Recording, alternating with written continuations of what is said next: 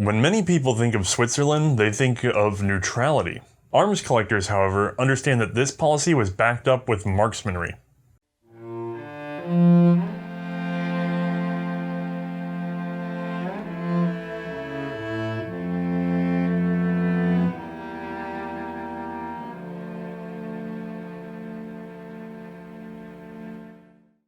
Hi, I'm Othais, and this is a lot of rifle, specifically the Militärgewehre Modell 1889, known widely as the original Swiss Schmidt-Rubin.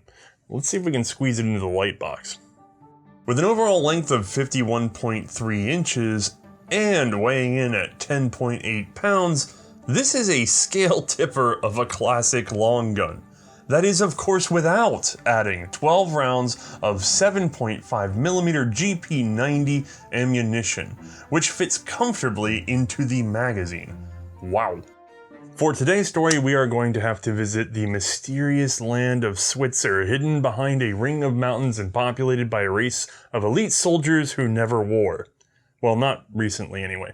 Switzerland was confederated in 1291, declared independence from the Holy Roman Empire in 1499, and managed to stay out of the 30 Years' War, officially. There were still Swiss mercenaries, of course. At the subsequent 1648 Treaty of Westphalia, Switzerland's independence and neutrality were recognized and better solidified in Europe. In 1798, Napoleon thought better of that and invaded, forming the Helvetic Republic, which collapsed following Waterloo in 1815. The following Congress of Vienna again guaranteed Swiss neutrality, but I think a lesson was learned. Swiss neutrality was best protected by Swiss armament, and so when what we consider the modern Swiss government really solidified in 1848, they also established a practice of universal conscription. Every able-bodied young man would serve in the army, and nearly the entire male population could be called upon quickly should anyone decide to invade. We've seen this sort of conscription in other armies over the course of our show, but let's go ahead and explore Switzerland's unique flavor anyway. The main army was comprised of the Ausrüstung, which were the youngest and best equipped of the armed forces, taking in men aged 20 to 32. From there, they would be moved to the Landwehr, ages 33 to 44 until about 1907, when it was changed to 40. Finally, the eldest men, the least likely to see actual fighting, were the Landsturm. They were aged from 45 to 50, although again, 1907 changed that just a bit. And just before World War II, this got bumped all the way up to a 60-year-old maximum age. Now, we could spend a whole day covering exactly what each of these groups were expected to do in war and how big each was at any given period in history, but it's honestly not that critical to our story, except to say that for a neutral power, Switzerland needed a very high number of rifles. The sheer volume isn't the only interesting point, because the Swiss also attempted to be very cutting edge in their arms selection and preferred to adopt expensive or complicated features that other, much more militarily active powers would actually shy away from. We can see one such decision in their first repeater. Dating back to 1876, the Vetterli was a bolt-action rear-locking rifle. Now, we've seen an upgraded Italian version of this action already in the show, as their 1870s model just kept on being carried into battle, but the Swiss gun was a different job. Specifically because it was fitted with a tubular magazine and a Winchester-styled cartridge elevator. This provided it with a 12-round capacity in an era where everyone else was using single-shot rifles, and many had not even yet gone to metallic cartridge, which is honestly where the Swiss may have fallen into the trap of being early adopters, because the rim-fired 10.4mm Swiss cartridge would end up somewhat underpowered compared to the later centerfire black powder rounds that began being adopted in Europe and around the world. Still, the Vetterli was so advanced in design it managed to remain the official rifle for nearly 20 years during one of the most aggressive periods in arms development. That said, by the early 1880s, Swiss officials were looking for a better cartridge and a better rifle to go with it, something that would be another major game changer. The focus, of course, would be on the ammunition, which is where we finally get to directly address a man who has appeared on this show almost as much as John Browning. Born July of 1846 in Thun, Eduard Alexander Rubin was the son of a mechanic. After graduating a general middle school, Rubin studied at the Federal Polytechnic in Zurich, then another polytechnic in Karlsruhe, graduating in 1869. In 1871, he was appointed to adjunct at the Federal Laboratory in Thun, and when the director retired in 1879, Rubin was elected to the role.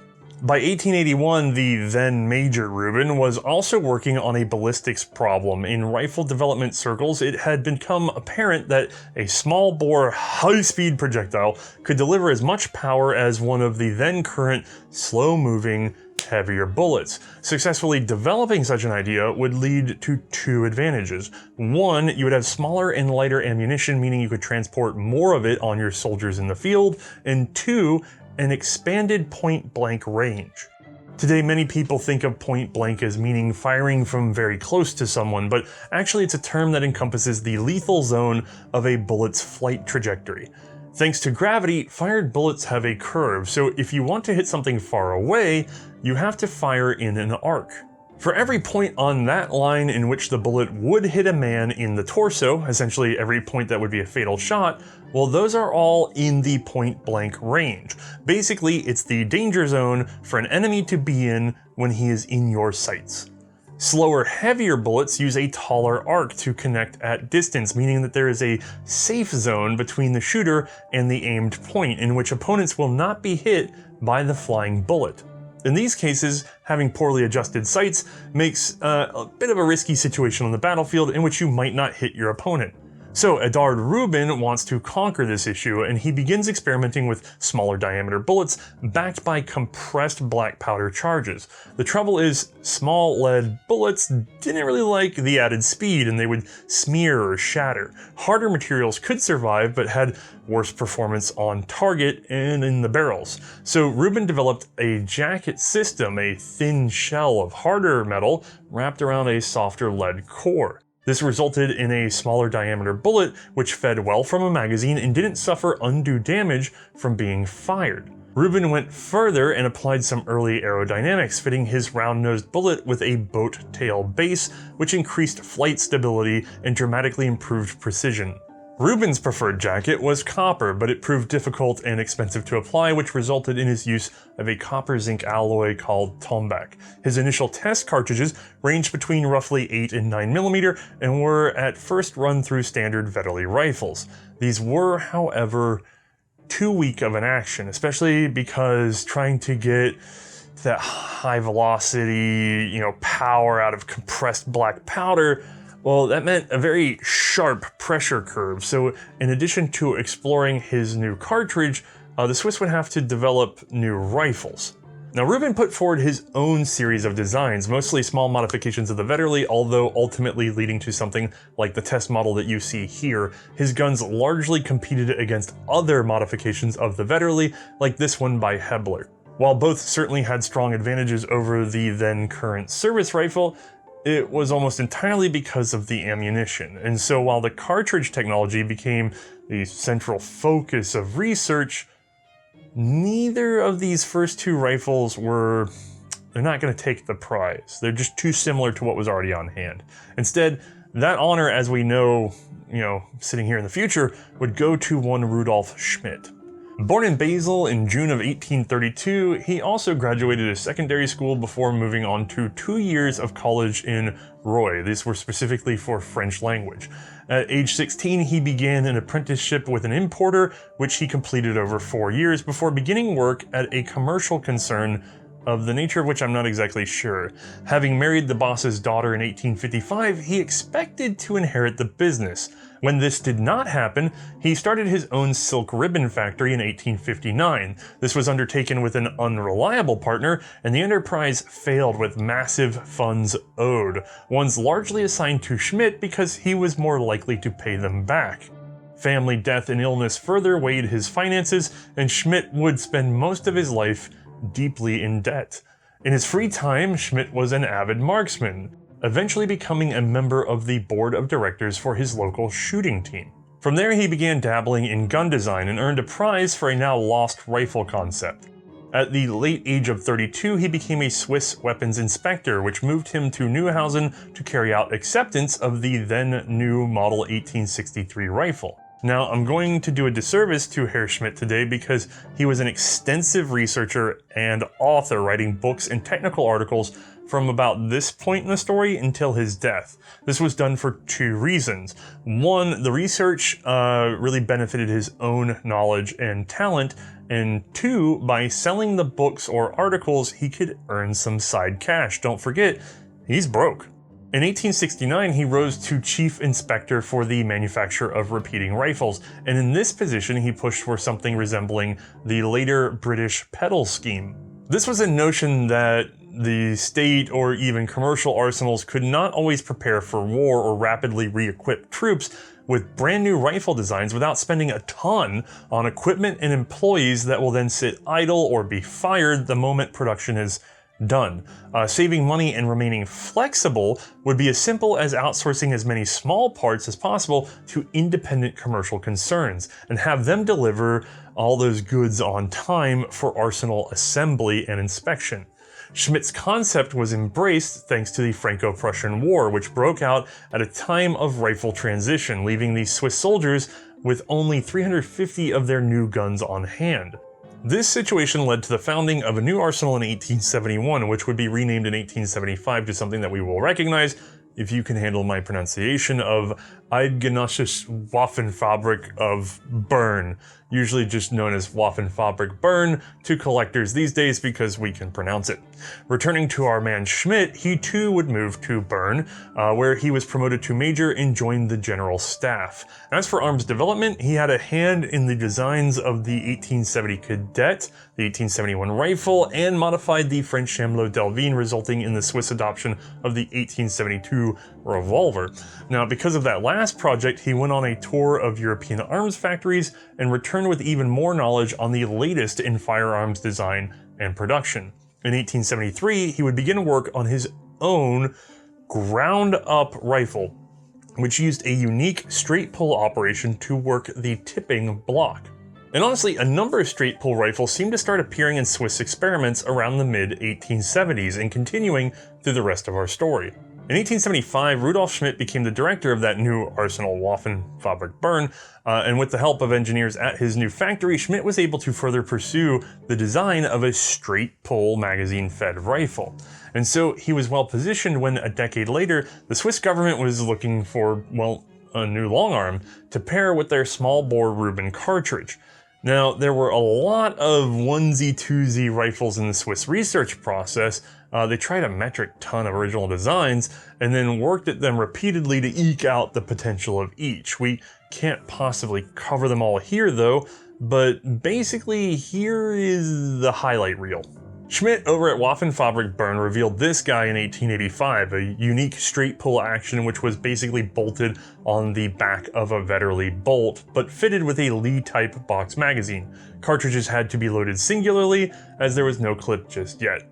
The main competition at this time came from Schweizer Industrie Gesellschaft in Neuhausen, that's SIG if you don't recognize it, which provided several designs, most notably an improved Hebler rifle and curiously a turn-bolt Mannlicher design, which was adapted from the Austrian inventor's 1882 model.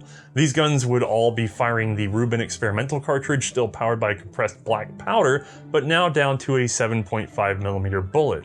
While the guns had various advantages and disadvantages and numerous features needed to be dropped, added, or swapped around, the Swiss Rifle Committee was really feeling that straight pull idea. It made rapid follow-up shots super simple, and it kept the shooter's movement to a minimum. None of this, more of this. And it allowed for an uninterrupted sight line because that bolt handle's not coming up in your face. So straight pull became the focus, and SIG didn't just sit idle for that. Over the next 4 years, both arsenals would crank out incrementally improved versions of their designs. But for time's sake, let's see where they ended. SIG brought out a more Vetterli-like straight pull with a shorter camming surface. I'm betting it was a little tight to operate. The Schmidt, well, of course it's going to be familiar, but we already know the end of the story. Both of these rifles now use a rapid loading system, likely brought on from seeing the development of the Mannlicher and block clip. Though in our case, it's actually going to turn into a cardboard charger, but more on this in a moment. Now, the competition between Waffenfabrik Bern and SIG over at Neuhausen got pretty dang heated, so much so that it ended up in the press with people hurling debate and insults in all directions. Now, just to give you an example, here's a roughly translated quote from the Schaffhausen intelligence sheet. Hebler's voice deserves more attention than that of a silk weaver who has switched to rifle manufacture. We cannot endorse the haste with which it is decided to adopt the new rifle from some gunsmith who had pushed into the committee with the help of friends in high places.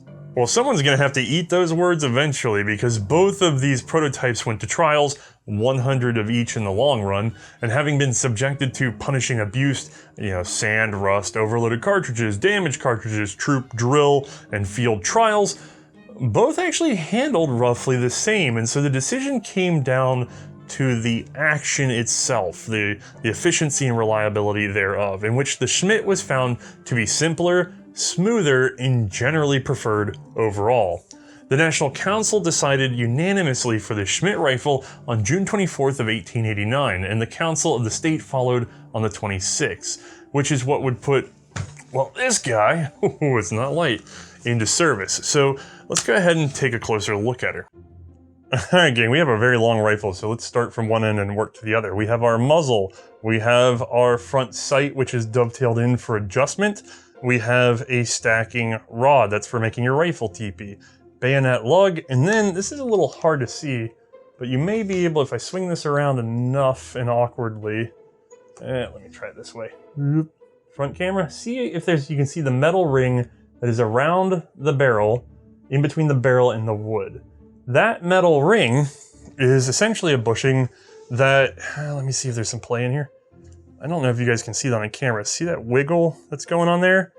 It's a very loose fit, and it's supposed to be, because what's happening is when you shoulder this gun, you hold the wood, the barrel rests on that, gravity falls right there, it just rests on that ever so little bit of metal, and that means it's barely supported at the end, and mostly floated for this entire length, except for back here it is kind of touching the wood.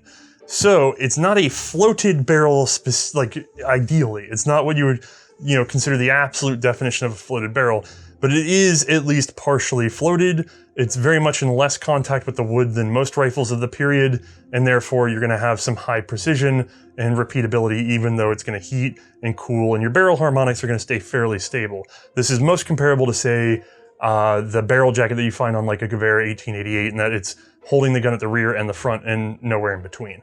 So, if I walk her down, we're gonna see, unusual again for a gun in this period, a full-length handguard that goes all the way up to nearly the muzzle. That you don't see a lot on these long guns, even after this period. If I come down, we have our mid-position barrel band with underside sling swivel. Being an infantry gun, that makes sense. If I keep going on down, we're gonna see that we have a deep set finger groove in a very wide stock. This is pretty beefy. And then, we have a quadrant style rear sight. Now, let me get this where you can see it, but at the front, I'll show you, we would push in on this one side specifically, but generally you pinch the whole thing, and then you push her on up until you get to your settings, which are marked on, boy, this is gonna be hard for you guys to see.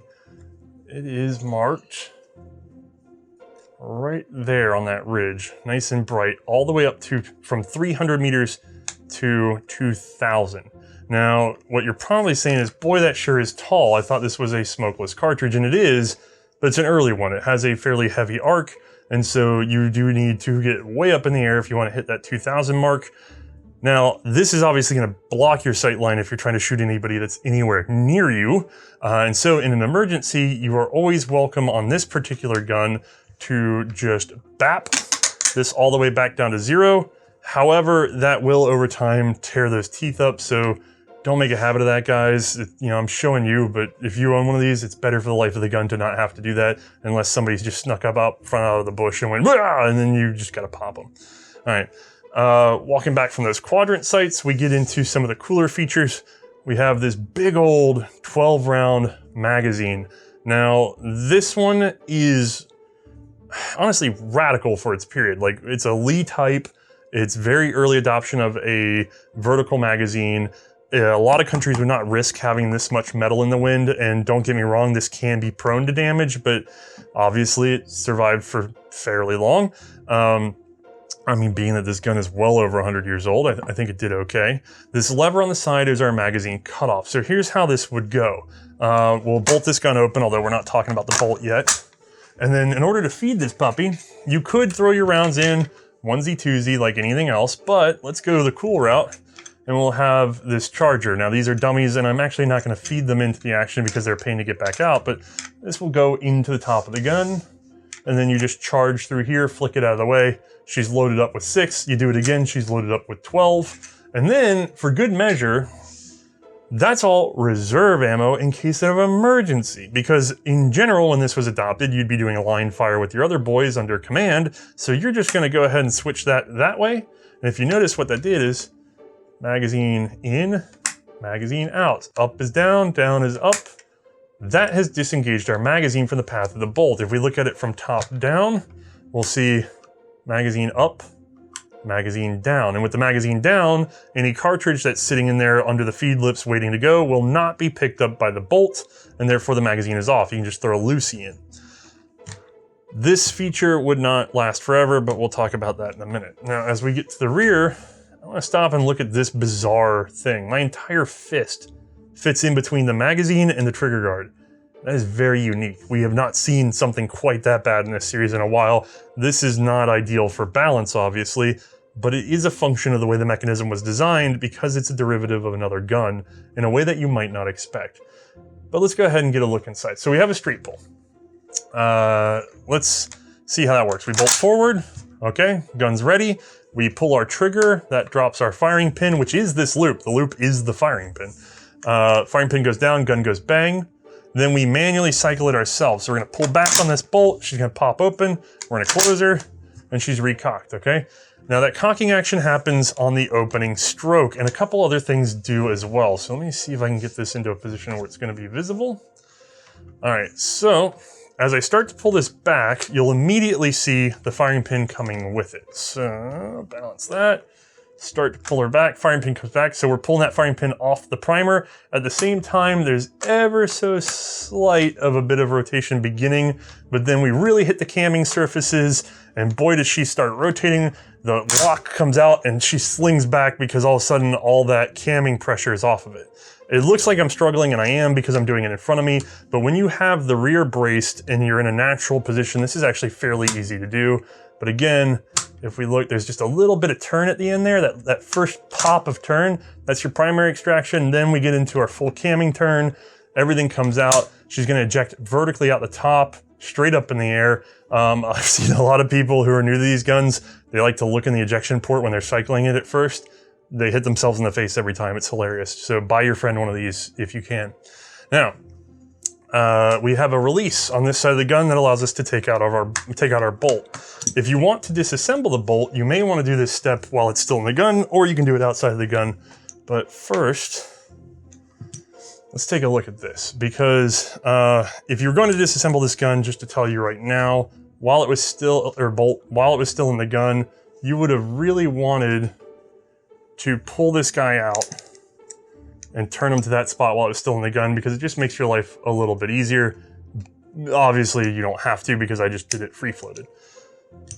This bolt is a derivative, mind you, a very heavily modified derivative of this bolt. So this is an Italian Vetterli bolt, and it's very critical to understand this to understand the Schmidt-Rubin, because at its heart, the Schmidt-Rubin, or rather just the Schmidt in this case, is taken from this design. And I can show you why if I bring out the Vetterli elevator. So in the Vetterli system, you would have this elevator, the cartridges come in here, they get picked up by it, put into the path of the bolt, and then the bolt has to go in between the lips of this elevator, push the cartridge out, right? Then this elevator drops and clears the bolt. So you see there's these cutouts in the side of the bolt so the elevator can get around it. And it's this up-down system, right? It gets fed up in front of that gun, and you need all this extra room in order to get over that elevator position, behind the elevator, in front of the elevator, behind the elevator, in front of it, and you need to then have locking surface left behind. So on this gun, just to review, Bolt body is all through here, overhead extractor for vertical extraction, and then locking lugs here, which are turned by camming surfaces back in this little nubbin back here, right? Now, what do I have here? Well, it's our Schmidt Bolt. And if we look at it, look at that. I mean, that is the same bolt body minus the cutouts because we no longer have the vertical elevator. It's the same overhead extractor minus some profiling differences. And right where the locking lugs are, on this one, our camming surface kicks in, right where the locking lugs were. And the reason for that is because this is all the travel in order to get over the magazine, and then all this back here was to be kept out of the way of black powder fouling, because this gun was designed in a black powder era, and originally for a black powder cartridge, and then at the very last second it got smokeless. In addition, unlike the Vetterli, this was going to chamber a compressed black powder cartridge, which means even more fouling, and so instead of the locking lugs here, they moved them all the way back here because that extra distance really buys you a number of rounds out of the gun before you have to scrub it in order to resume shooting. Also, as we saw with the cartridge, you're gonna end up with this paper patch trying to clear the bore. So there's a lot of considerations in this gun that are designed to help with compressed black powder. And then from day one, it's adopted with smokeless powder, which is why this seems sort of anachronistic in and of itself. I hope that makes sense. Now, all of this mechanism from the Vetterli goes here, and then we end up with some additional mechanism in order to make the linear pull work. Let's talk about how that does. So, to take this apart again, like I said, you could have done this in the gun, you can do it outside the gun. I'm gonna pull this safety, turn it like 45 degrees instead of 90, and then I'm gonna, oh, by the way, I feel like a dum-dum. The safety position is here at the full 90 degrees, and at the full 90 degrees, the safety actually would drop into this channel here, see how it bottoms out, and it will never reach the firing pin. So that's the safe position. This is the firing position in which it could, with everything rotates and engages and lets it get all the way down this channel, it can reach the firing pin. Now, in the in-between position, we have the takedown, at which point I can then rotate this locking sleeve out of my way, allow this rod forward. And I say rod because what's come out of this is an operating rod. Just like on any gas system rifle, this rod converts linear force with the help of this helical cut into rotary force. This is an operating rod. Like the action rod on a shotgun, like the operating rod on a Garand in a way. This is really a spring and a gas system away from being semi-automatic. That's how advanced of a concept this whole thing is, and it's a little different from the Mannlichers in that regard because they have internal turning mechanisms and not an operating rod. Super cool. So I'll set that aside and we'll see what's actually happening.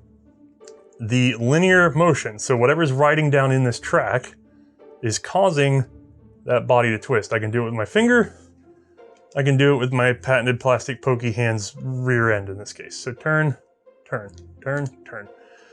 With that conversion, it turns the locking lugs, which allow it to either lock or unlock in the gun, and that's really it. It's that simple. Now, if you want to talk about disassembly further, well, it keeps going down the simple path. I'm going to turn this into its regular channel. I'm going to rotate the bolt body off of the rear collar, remove that locking collar, and then if you want to go further than this, it's super simple. Just pull this spring back, let this guy fall out of its path, pull that out, and then with that out of the way, this pulls. So firing pin's free of the collar. There's our locking collar. There's our bolt body, which is a big continuous piece, firing pin and spring.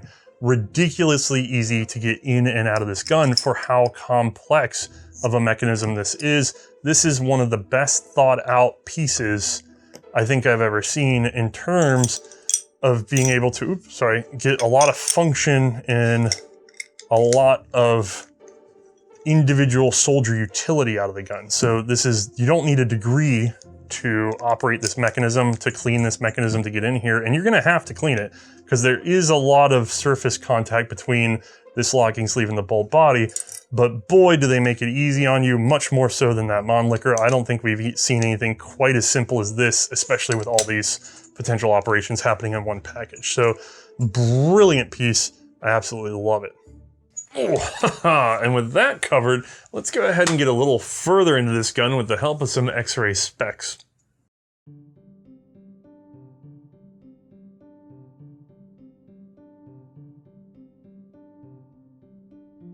First, we'll load not just one,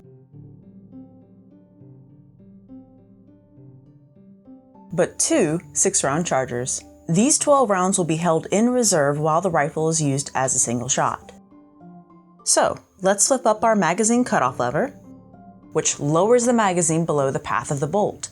This allows us to run a single load, single shot of manual fire. Flicking the lever back down, the magazine pops up, placing the first round in the path of the bolt. As you can already see, this is going to be more complicated than our usual bolt actions, but let's take it one step at a time, starting with the basics. The Schmidt uses a long, but otherwise conventional overhead extractor, which pulls the spent case into the fixed position ejector. The trigger is also a mostly traditional military 2-stage, though it does have an extra hinged transfer bar, which keeps the sear vertical during pull, making for a crisp release of that firing pin. This is the operating rod, which is directly manipulated by the shooter with the attached bolt handle. It's biased into two positions, open or shut by the bolt release, which is pressed up against two ramps milled into the rod's underside. This makes the bolt handle snap into position. An extension on the operating rod projects through the locking shroud, actually riding in a channel cut into the shroud. Pulling or pushing the operating rod causes the shroud to rotate. Since the locking lugs are attached to the shroud, this linear action now locks or unlocks the bolt. That same projection from the operating rod also reaches the firing pin, and when the bolt handle is pulled rearward, it draws the firing pin back, recocking the action on open.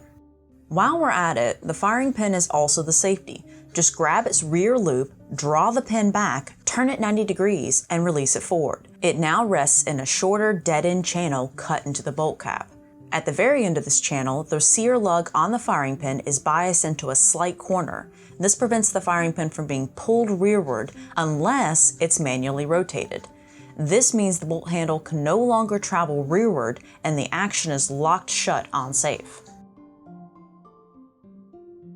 The bolt body itself never rotates, instead it just moves back and forth with the other components during cycling. Thanks to the 12-round magazine capacity, we have some extra cycles to play on this gun, and with the mechanism so complicated, I'm sure you'll enjoy watching all the interacting components. Truly, this is one of the most complex conceptual bolt actions, and yet the design has been implemented as simply as possible.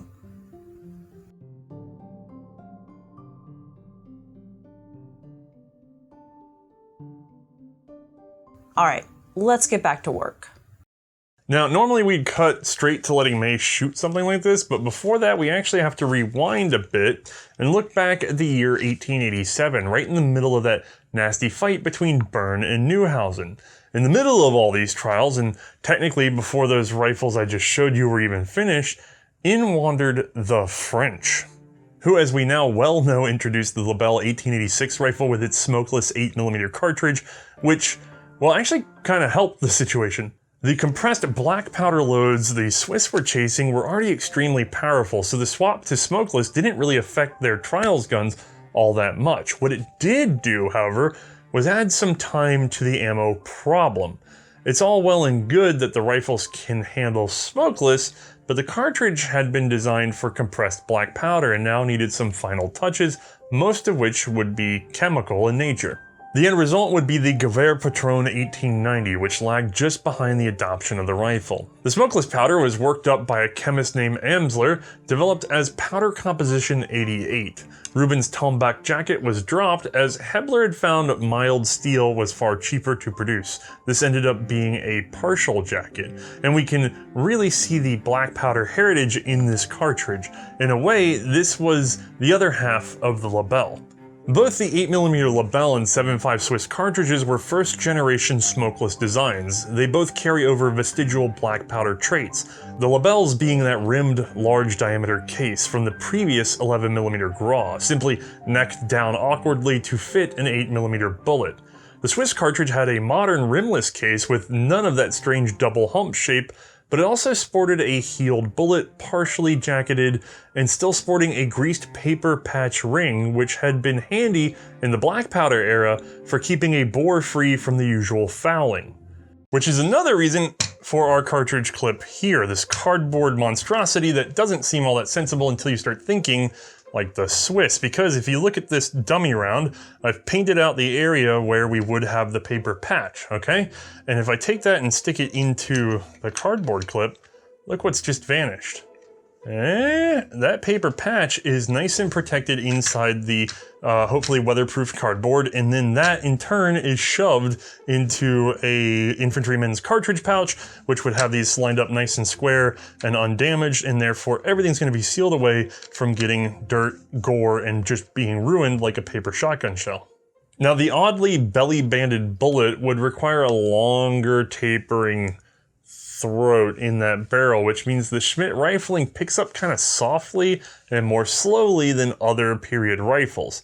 And now that wraps up this whole package, so we can definitely put this rifle in the hands of our markswoman.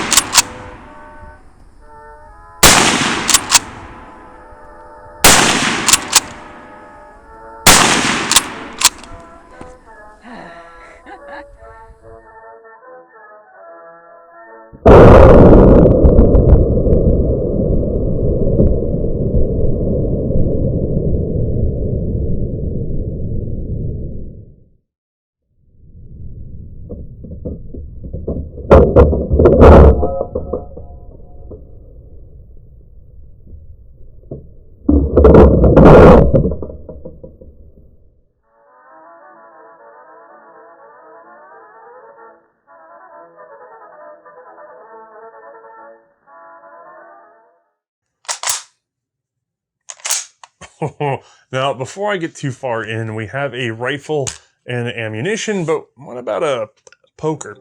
Well, the bayonet would be a simple knife-style, single blade, though it would be updated in 1918 by having a rivet fixed into the fuller, better keeping it snug in its scabbard. Now, it's all well and good to adopt a revolutionary new rifle, but then you have to produce it, and that little necessity caused even more argument. Remember, our man Schmidt was in favor of a pedal scheme, having smaller shops produce various pieces to take as much load off the main arsenals as possible. Well, this grew to include 32 separate companies, and many started missing their deadlines or failing their quality checks. The whole thing became a bit of a headache, and the newspapers filled with complaints yet again. But with time and some not so idle threats out of Bern, the ball did eventually get rolling smoothly. The real blow actually came from yet another fight between Bern and Neuhausen. Schmidt's own factory would be assembling the rifles in Bern, but the receiver production specifically was assigned to SIG. In just 1 month alone, Waffenfabrik Bern would refuse 800 of their receivers for being out of spec. It became so bad that Schmidt publicly declared his suspicion that SIG was trying to sabotage the production of his rifle in order to discredit him personally. Eventually, this too was settled, and the guns finally entered full production. Overall, it appears some 212,000 rifles model 1889 would be manufactured in total. Now, these had been adopted primarily for infantry, but during the trials they did consider the possibility of cavalry and other specialty troops. Shortening the action, that proved troublesome. The balance and ballistic performance just weren't quite there, and the matter stalled. In the end, the 1889 long rifle was declared appropriate for not only infantry, but engineers, transports, logistics, basically everyone. And yes, for a hot minute, they said, yeah, give it to the cavalry too. This decision was unpopular, and so the mounted men would adopt a wholly different gun. Keeping the charger in straight pull action, they went for a modified version of the then very new Mannlicher straight pull system out of Austria, though now fitted with a detachable 6-round magazine. While strong enough and well balanced, these guns proved much harder to service and more complicated to repair. Next episode, we'll see what would soon replace them in Swiss service. Now, the 1889 was named for its adoption date, not when it entered production. It's likely the guns were not issued until 1891 at the absolute earliest. As they became available, however, they were first issued to the Auszug, and also put directly into reserve. Switzerland was very careful to keep extras on hand throughout the entire process.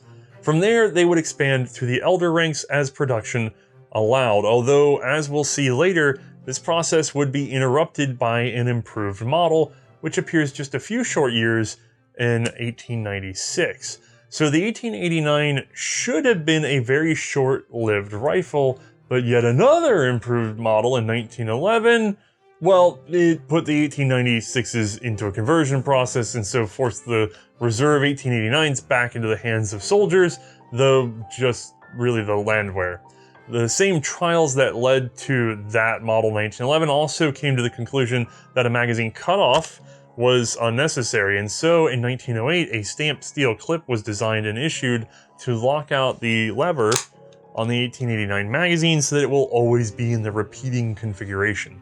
By the time of World War I, the 89s were actually still in use with the Landsturms, so last of the line, but very much still in service.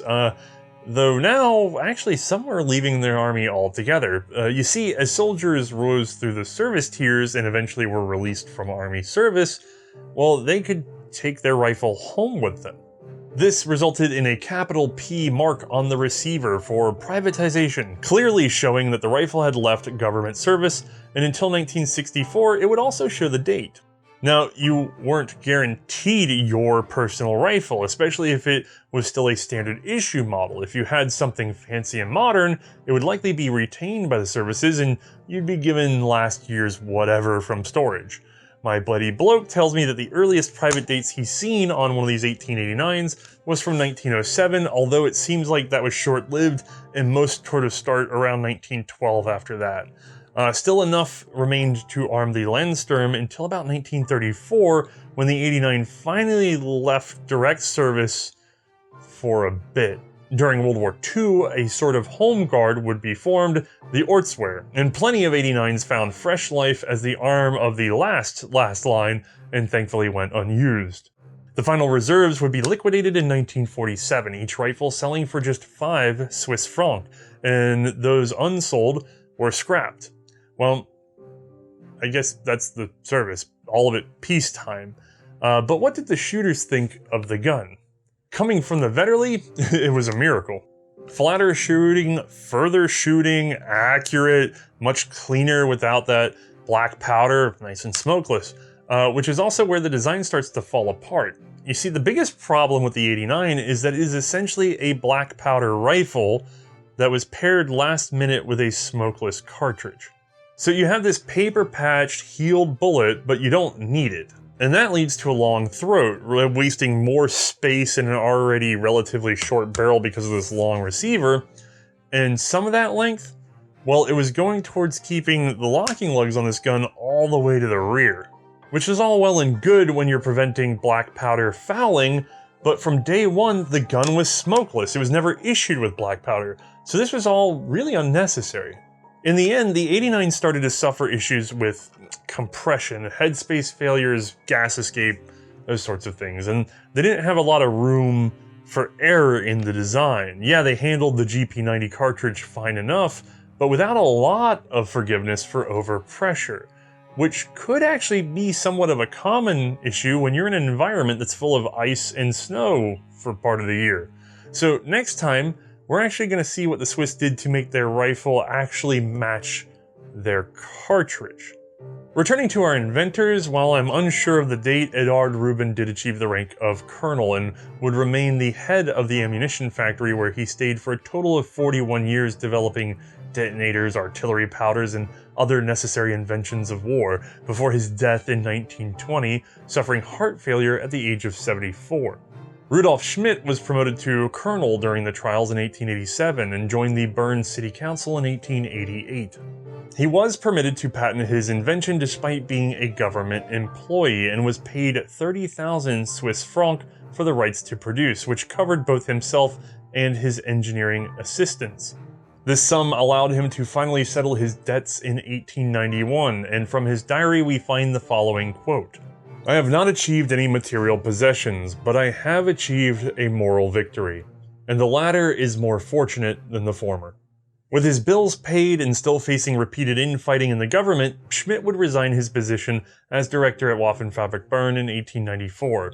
His retirement, however, would only last 4 years, as he passed away in 1898. And I think that's going to wrap us up for this episode for now. Have no fear, there's going to be more to cover on Swiss rifles in our very next episode, as this is, yet again, a two-parter. Y'all's favorites.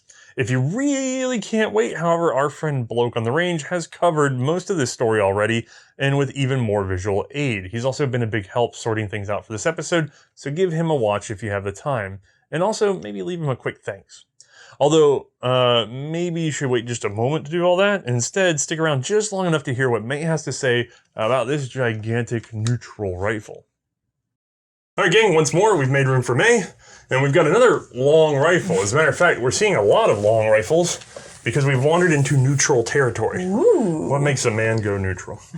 Now, the thing is, whenever we get to the core of a design in this period, they always come out as long rifles first, exception Sweden. Yeah, the different S. Yeah, a more different S. Yeah.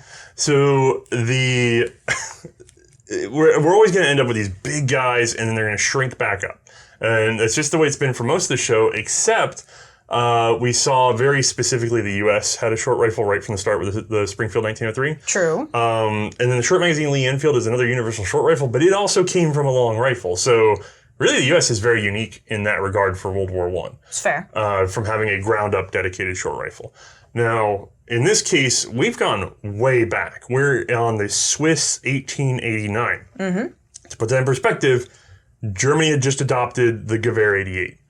So in terms of length, we're like right there practically. Yeah, but this is a radically different mechanism, and honestly, a gun that started as a very advanced concept, but let's see what's going on with the execution. So being handed this gun, which is probably the most unique bolt-action rifle we've seen so far, how does it feel? Like, what's going on with this? Yeah, we're back to that length and that heavy weight on this one. Definitely a dense gun. It's incredibly heavy. And the balance point in this one is kind of deceptive. So it looks like it's kind of balanced in the middle where it should be. But look at this massive gap right here between the magazine and the trigger. We really don't have any, I can't think of a gun off the top of my head that we've shot for this series that has that much of a gap between the two. There's a little bit of a gap in the RSC 1917. Yeah, there is actually the nearest gap I can think about, and I have it on the wall. Here, let me pull her out. Yeah, we're gonna make the Vetterli. The Italian Vetterli with the Carcano magazine ends but up... even look at that one. It's still not as gross. If you see how far back this trigger is... God, there's lint on this.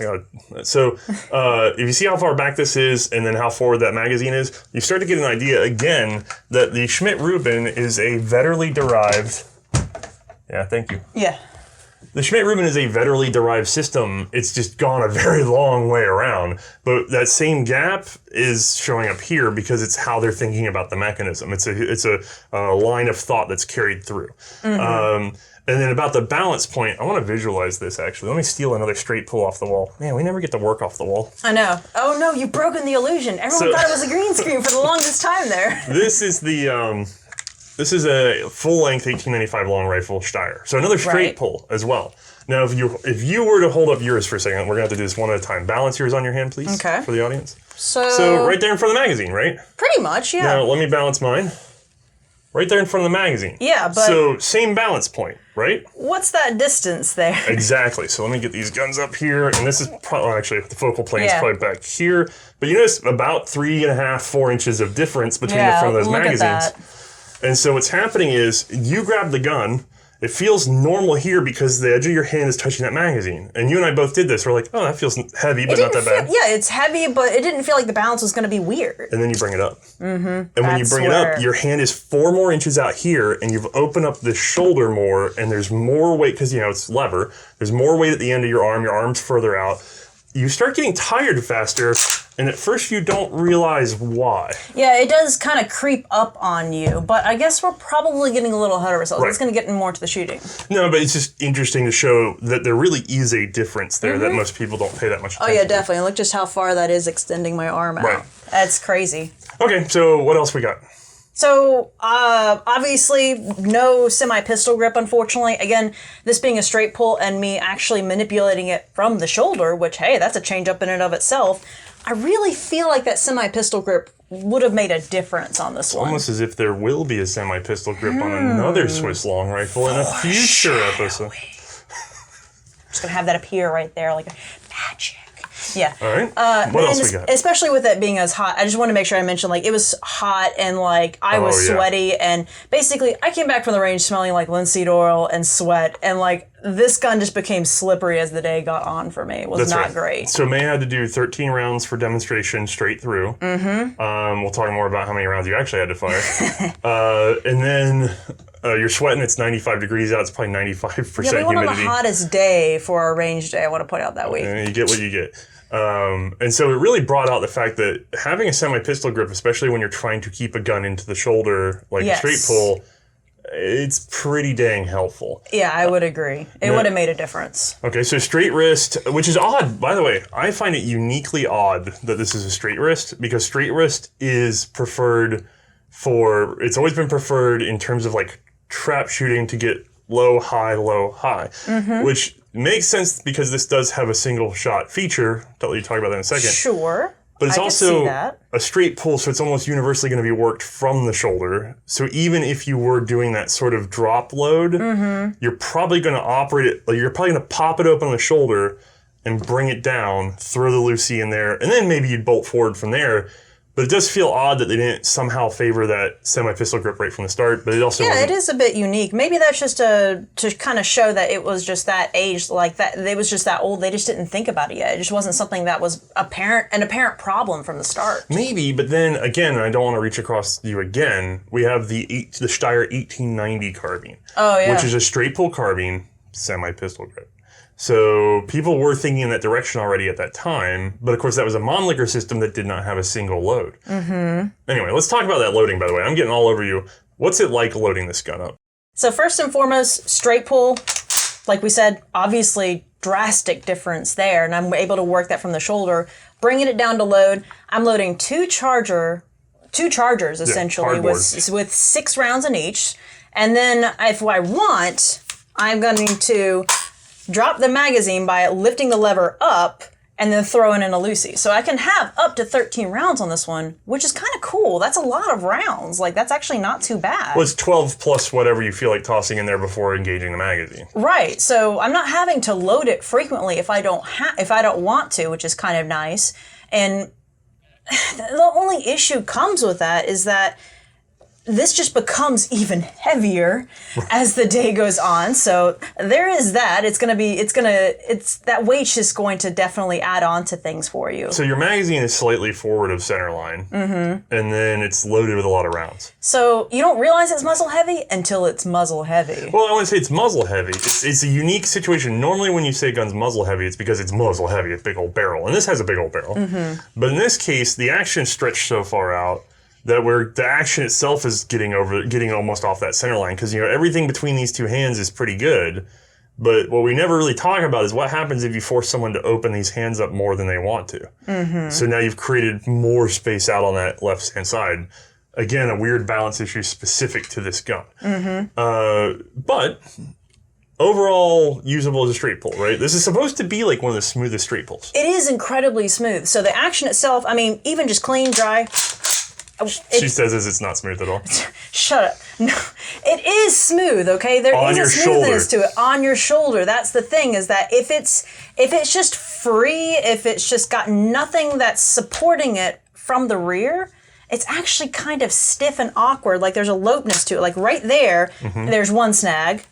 And then you got to pull it all the way back. That takes a lot of force, and I'm still bracing it up against my leg. When it's up against your shoulder, however, that's a solid pull you've got there. Right. So, yeah, it makes a huge difference when operating this from the shoulder. And like we saw when we were zoomed in on that thing, it's sort of a two-stage hump. Like you have that first pull that's got some of your primary extraction camming in there. It's getting you out of that sort of safety lock point, and then all of a sudden it turns the locking lugs. The real camming kicks in. So it's like snag, loose, snag, pull. But that's only if you're going slow. And that's sort of the thing, is this gun's all about inertia. If you're just sort of trying to open it delicately to a specific point, if you're trying to index it open, you're going to have a nightmarish time. If you're just yanking it, it does pretty well. Yeah, it's not bad for just yanking, but yeah, if you go slow at any point, if you're bringing it down to open her up for any reason, you're gonna have a bad time. Right. Also, these guns tend to like grease. Yes. There's a lot of surface area in effect in these guns. Long bolts. I mean, look at how far that's sticking out, guys. Well, not just that, but you have the bolt body and that rotating collar over it, and they're in full contact. It's not floated up on pins, so, and it's not interlocking serrations as bad as the M95 is, thankfully. So like the Steyr 1895s have tons of interlocking surfaces, little tiny ones, and that stacks really badly. This is a continuous surface, but still a lot of surface contact. So there is the potential for these to get gummy. If you're having problems with one of these, smell the bolt. If you smelled it, smell it. Just give a good old whiff. Oh, if you smell Grandpa's shed, that's WD-40. Get that out of there. Get it out. WD-40 just becomes glue in something like this. Oh yeah, so, I can imagine. All right, so we've done the loading. Action, yeah. The only other thing we really haven't talked about in detail is the safety. Obviously, different, not like a standard safety we've had to use before. I'm hooking my finger in and I'm able to rotate it, but it's kind of obvious where it fits. It fits into a nice little notched hole right there, so there's no real question on how to operate the safety. You just got to give it some significant force. And then the magazine cutoff. I've never been a big fan of magazine cutoffs, especially this one, because it's kind of awkward to operate because you push down to lift the magazine up, and then you push the lever up to pop the magazine down. We'll talk more about that in a second. Take us into shooting.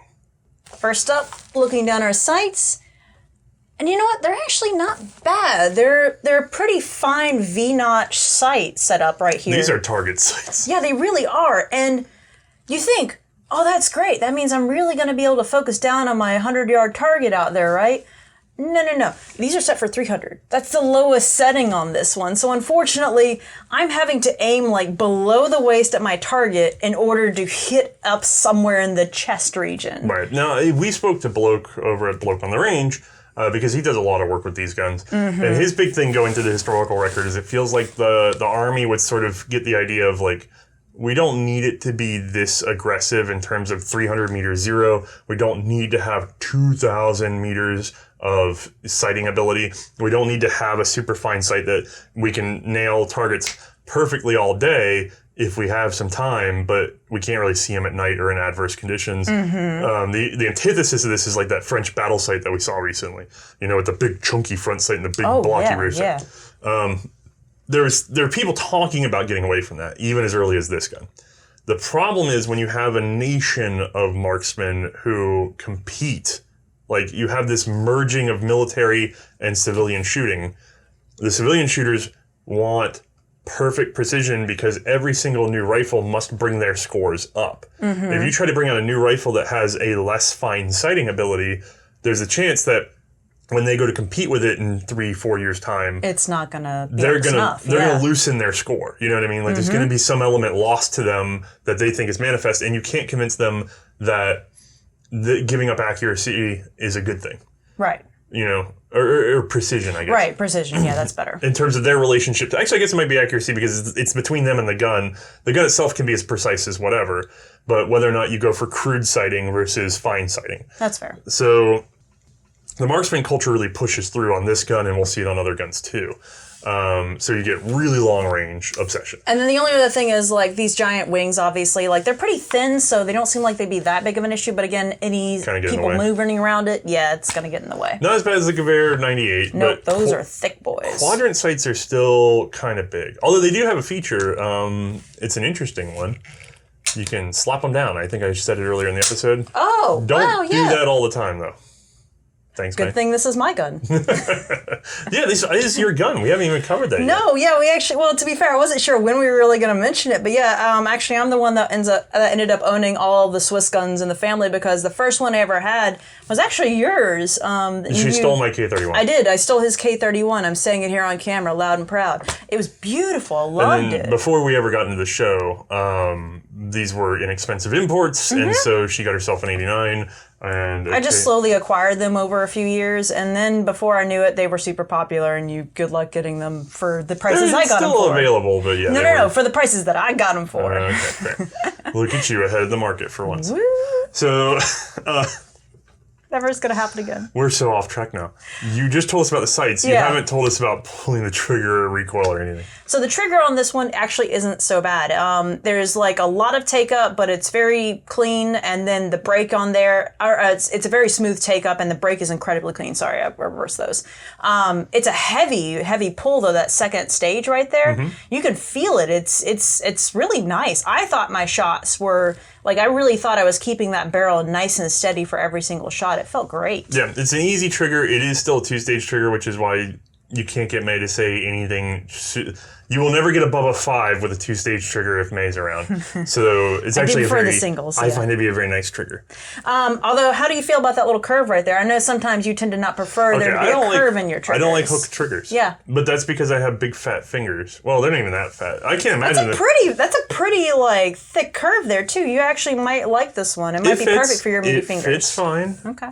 I just don't want the underhug. I don't want the cupping action. I like the cupping. I find it securing. I think it secures me. Okay. Well, I'm glad you're happy. Yeah, I was very happy. How's the trigger position when you're holding it up, by the way? Like, does that length of pull feel okay? Yeah, it's actually not too bad. To be fair, Seems a little short, maybe? No, actually, I don't think it's that bad. Okay. To be fair, me personally, like, I'm trying not to just, pull it right here, but I didn't think it was that bad. Realistically, the only issue I had, like I mentioned before, was just that I was slipping and sliding eventually on this gun by the end of the day, so...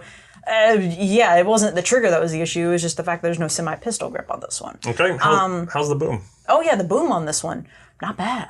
I really was expecting... That's a heavy gun. Oh, yeah, no, I wasn't expecting it to be a lot, but I was expecting something. I don't know, it was really mild by comparison for a lot of guns that we've shot. Even some of the long guns, like, it was very, very mild. To be fair, there is a bias here, because you've spent a lot more time shooting, like, K31s. I mean, that's true. So we're going to talk about this in the next episode, but that's a Spitzer, higher velocity, more powerful cartridge, right? True. Because it's going to be GP11. And then that's a shorter rifle. So you're accustomed to something that feels just like this, but uses shorter barrel, heavier cartridge. Yeah. Or not heavier cartridge, but harder cartridge. Right. So for this, the recoil, I mean, when we looked at that video... It's almost nothing. Yeah, I watched that muzzle just... You were actually quite happy with it because you wanted to get like some closer in shots too at one point. So basically the gun it loved just staying in frame all the time. Yeah. It was great. So very mild recoil. I enjoyed shooting it. The only thing is I just overall just... The most remarkable thing was that it just got so tired so fast with it, more than I thought it would, and we already pointed to what that was earlier. Yeah, we had to take an extra range session for this. It was going to be, we were going to do this and a couple other rifles at the end of filming the previous stuff at the Berthier's. Yep. And we ended up having to film kind of short that day because the transition going from just those couple of guns to then having to pick this up after already being a little tired, there was just no way. No, it was already too much for me at that point. Now, of course, you wouldn't use this standing. No, you would want to be you probably just at least want this propped up against something. You want to be braced or prone or something. And that's how armies really fought for the most part. But still, there's some nods to firing in a line. There's some nods to sort of volley distances. So it's not that they never shot this standing, which means you'd beefy arms, but it is a very tiring rifle to carry and hold up and shoot. And then we got to shoot this from the shoulder. So we talked about that a little bit, but normally we don't ever really shoot from the shoulder because... we shoot from the shoulder. No, I mean cycle the action from the shoulder. Normally we don't tend to do that, but with these straight pulls, it was necessary. So normally, because of a couple reasons, feeding the cameras, because they need to see what you're doing. Yep. And then 2, we have to slow Mae's rate of fire down because somebody has to be on range kind of watching the brass and making sure that we're not seeing any tearing. Almost all these are hand loads, guys, so we need to really keep an eye on that. Well, the game is, the minute you fire, somebody has to be kind of keep an eye that the round's going down target, or down range, so we have to see a reaction down range because we don't want to have stacking bore obstructions. You pop it, we're going to check that case as best we can, we're going to watch where it hits the ground and make sure nothing's weird about it that we can see. We can't interrupt filming for every case, but we want to keep an eye to make sure nothing's building up, because cases are a big sign that you're having problems. If the gun starts feeling stiff to you, we'll start, we'll have to call it for a second. That's happened before. And then we'll have to relubricate and reshoot the whole thing. So there's a number of reasons. We don't want to have a bad time. Right. Especially with someone else's gun. In this case, being straight pull and then I think lever actions are the 2 where we have to kind of leave it on your shoulder because you need the shoulder to brace. Can I borrow that? Yeah, actually. Trying to work straight pull floated is really awkward. You have to pull with one hand, push with the other. And doing that on range is going to exhaust your left arm and your even look at you, how you were holding it. You wrapped your thumb around the barrel and everything. And then that's going to get hot if you're right. So the best way to do these guys is to actually work them from the shoulder. It gets much smoother. It's like night and day for a difference in easiness, I would say. Same with most lever guns. Yeah. Working a lever gun from the hip is a pain in the butt, too. Oh, yeah. And it's one of the other reasons that you tend to do the turn bolts is that it's less exhausting because you don't have to be up here the whole time. Yeah, I'm not having to effectively use my left hand as a counterbalance against my right hand to rotate. That's an awkward thing to have to do. And when we're doing, 8 guns in an afternoon, it's better to just go ahead and let you favor it. We'll get the shots. We're not, this show is not supposed to be high speed at all. It's just a demonstration. I am used to taking my time, getting my shots on target, and just standing still for long periods of time. And then since you own these guns, we didn't have to sweat blowing them up. That's We're true. familiar with them. We've shot them. We already knew their conditions. We had the rounds for a while, so we were pretty confident about the ammo. There were a lot of confidences that we have this gun from out the gate, which was really nice. Yeah, ruining my own stuff doesn't break my heart as much as ruining somebody else's. Yeah, I've been a little bit sad, but no, I prefer it's my own stuff as opposed to someone else's. Okay, so you've shot it, you've told us about the ergonomics, blah, blah, blah, blah, blah. A lot of people love this gun. Yeah. Love this gun. Oh, they love it? So are you going to risk being a complete gun industry pariah and tell us any negatives that there might be in the system? Okay, so, don't get me wrong. I enjoy my straight pulls and, again, love my own guns. But there are some key points that kind of don't make me super excited about it. It's long and heavy. Heavy. It's pretty high up there. I don't have a semi-pistol grip. This weird awkward distance between the trigger and the mag, that's got my left hand pushed so far forward, makes it really tiresome to hold up for long periods of time. The sight, I've got to be shooting below the waist in order to hit my 100-yard target. That's not fantastic. And then this magazine cutoff. I really just don't find that super useful. And on top of that, this one in and of itself isn't the most natural. It isn't intuitive for how to operate it. Up is down and down is up. It is in that it's a lever and you know to push it, but you'd be surprised when you first pushed it and you went, oh, that makes it go up. So I can kind of see how later on they did ditch that. Yeah, about 1908 they put that clip in. So they went to magazine only. But that means when you go to magazine only, no bolt hold open. That's true. So I remember when we were filming on range, you were very careful to count your rounds because knowing when you were out after 13 of those. Yep. And I was inspecting a lot. You can kind of see my head tilting around, I'm trying to make sure I'm keeping an eye on the rounds that are going in and out, as well as Othais is too. But I was keeping count on range. I'm always in the middle of the shoot, I'm thinking, aim there. How many rounds have I got left? I've got several things going through my head, but those are the top 2.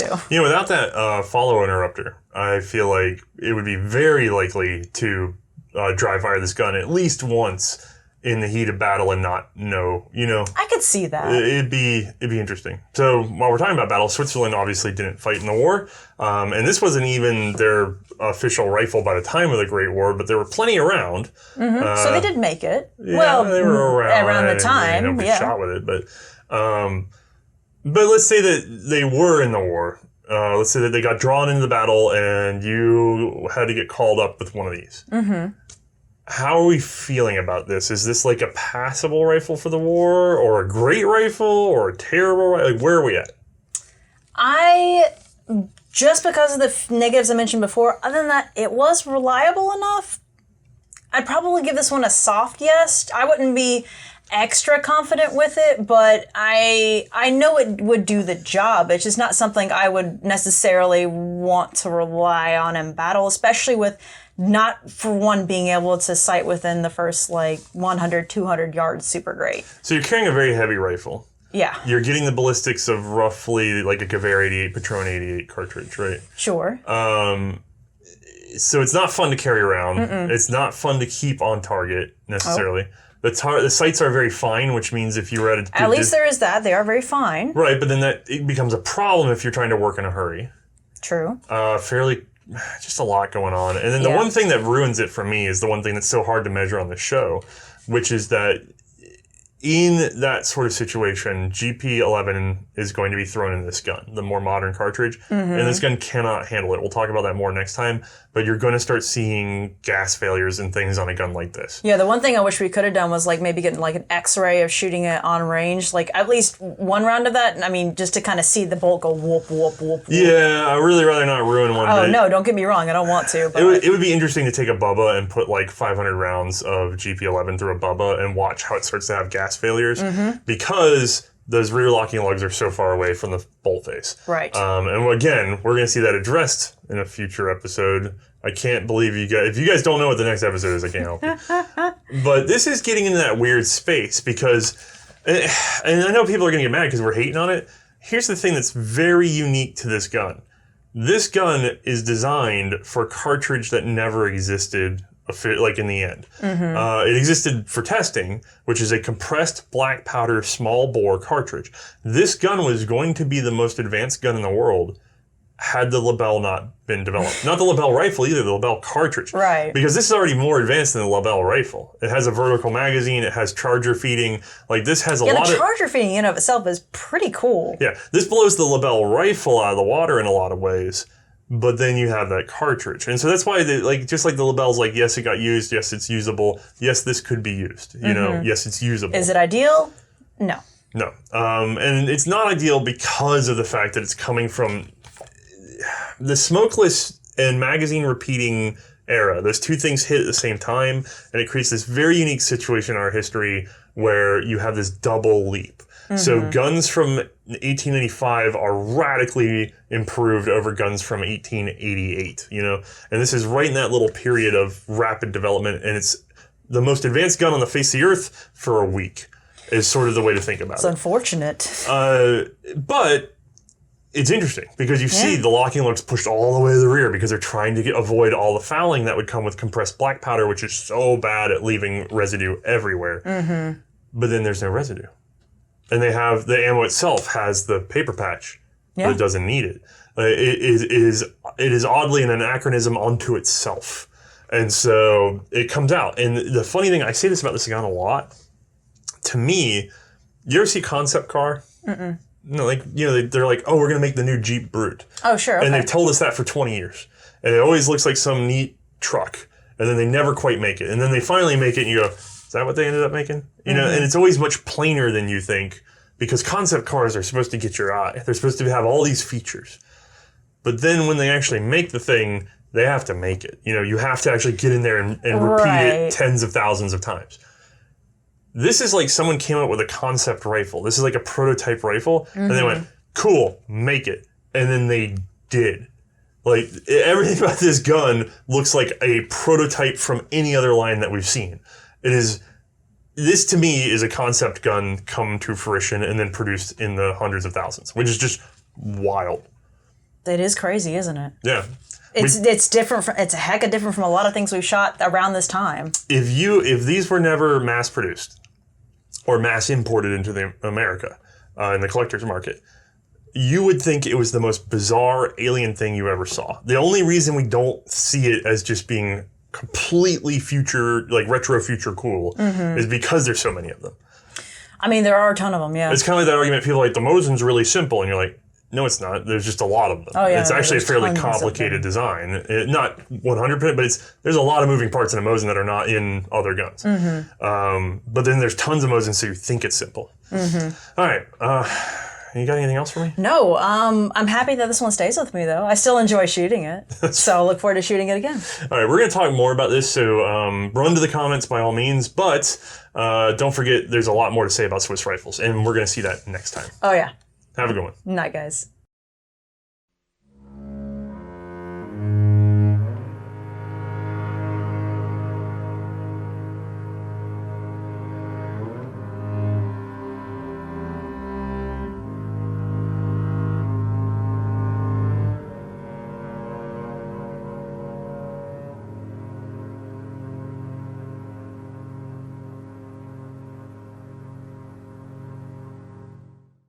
All right, first and foremost, I want to say an extra thanks once more to Bloke on the Range. If you guys haven't checked out his content, please do. He is absolutely dedicated to weaseling out the truth of any situation, no matter how much you guys don't want him to tell it.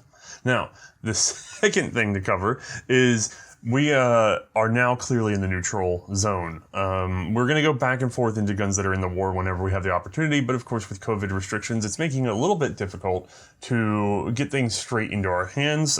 We've done some pre-preparedness for being able to reload and things like that. However, this is a good time for a lot of you who are stuck at home to let us know what pieces you have available for loan. Because while we do have a lot of people that contact us about, I own this gun from an episode that you've already done, that's a little less helpful because we've already done that episode. But a lot of you are probably sitting on neutral rifles, neutral revolvers, maybe even pistols, designs that are pre-1918 that we have not yet covered in this program. So this is a good time for you to reach out to us at C&Rsenal.com. Address is on your screen, C&Rsenal.com. There's a contact form there, and you can let us know anything that you might be willing to let us borrow in order to show off for the show and for everyone to learn a little bit more about, that firearms history. It's always a good investment to make sure that people know how cool your gun is. All right, have a good one, guys.